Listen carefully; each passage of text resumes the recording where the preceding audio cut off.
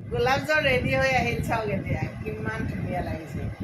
Ready কৰাৰ পিছতে বস্তুবিলাক নিজৰ ৰেডি হৈ গ'ল, কিমান ধুনীয়া।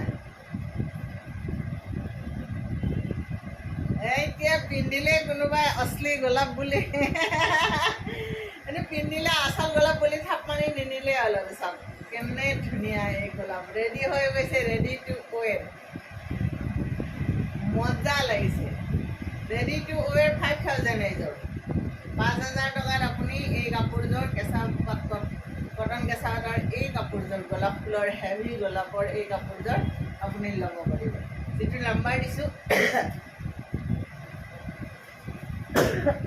সৰি যিটো নাম্বাৰ দিছোঁ সেই নাম্বাৰটোত যোগাযোগ কৰিব আৰু এই ধুনীয়া কাপোৰযোৰ আপুনি লৈ ল'ব। গোলাপ